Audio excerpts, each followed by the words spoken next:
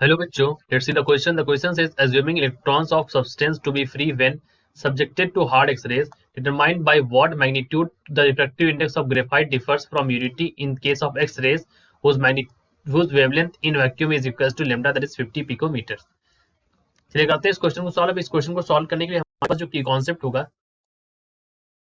That की concept is, अगर हमें यहाँ पर क्या निकालना है, we have to find the refractive index.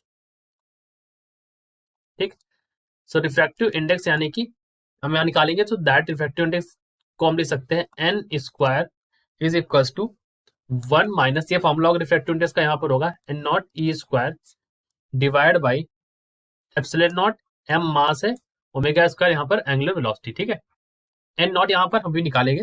ठीक, और ई हमारा इलेक्ट्रॉन का चार्ज है, तो ये हमारा रिफ्रैक्टिव इंडेक्स का फॉर्मूला बनेगा, जिसको हम यहाँ पर एज अ की कॉन्सेप्ट हम यहाँ पर इसको यूज करेंगे. ठीक, अब देखिए यहाँ पर क्या है, हमें मानते हैं कि 1 मोल ऑफ ग्रेफाइट को कंसीडर करते हैं. So let me say that कि कंसीडरिंग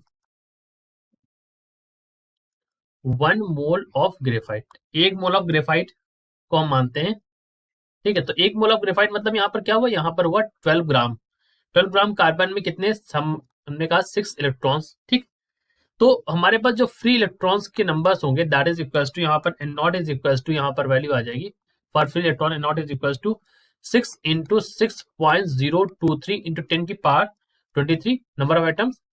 तो हमें एवोगाड्रो नंबर, इसको हम क्या बोलते हैं, इसको बोलते हैं एवोगाड्रो नंबर, एनए से डिनोट करते हैं. ठीक है, ये एवोगाड्रो नंबर की वैल्यू है, और डिवाइड बाय यहाँ पर वॉल्यूम से करेंगे, तो यहाँ पर मास और बाय यहाँ पर डेंसिटी. ठीक, इस तरह से वैल्यू आ जाएगी, इसको हम यहाँ पर आगे यूज कर लेंगे फर्दर. अब हम क्या करते हैं, अगर यहाँ पर इस जो डिफ्रैक्टिव इंडेक्स की वैल्यू थी, इसमें हम स्क्वायर रूट कर दें, तो मैं यहाँ पर ऊपर मेंशन कर देता हूँ ताकि यहाँ पर, तो taking square root and neglecting the higher order terms, the high order terms. ठीक है, ये हमें यहाँ पर करना होगा ताकि हम इसको सिंप्लीफाई कर पाएंगे. तो अब हमारे पास जो वैल्यू बन जाएगी ना एन की, that value of N is equal to 1 minus N naught E square divide by क्या हो जाएगा 2 epsilon naught M omega square. Omega की वैल्यू यहाँ पर रिप्लेस कर देंगे, तो ये वैल्यू हो जाएगी 1 minus N naught E square divide by 2 epsilon naught M. Omega की वैल्यू हो जाएगी 2 pi C by lambda whole square. ठीक, इतनी वैल्यू हो जाएगी. अब यहां से मैं लिखता हूं, that means N is equal to क्या हो जाएगा, यहाँ पर 1 माइनस यहाँ पर हो जाएगा एन नॉट ई स्क्वायर, ये हो जाएगा 2 एप्सिलॉन नॉट एम, और ये हो जाएगा 4 पाई स्क्वायर सी स्क्वायर हो गया.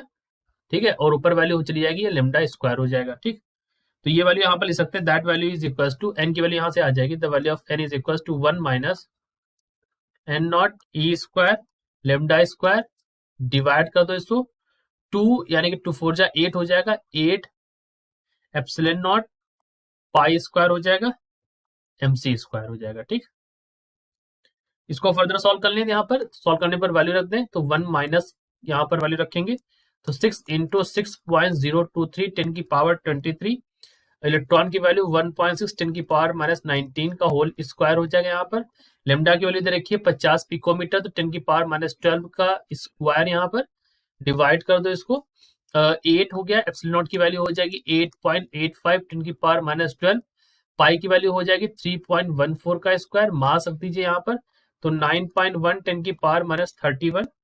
ठीक है, और सी स्क्वायर की वैल्यू कर दीजिए, तो यहाँ पर 3 इंटू 10 की पावर 8 का स्क्वायर, यानी कि यहाँ से सॉल्व करने पर फिर मुझे एन की वैल्यू यहाँ से मिलेगी 1 माइनस क्या वैल्यू हो जाएगी 5.4 इंटू 10 की पावर माइनस 7, यहाँ से एन की वैल्यू आ जाएगी 0.99. ठीक, so this is our answer. I hope you understood it. Will best of luck.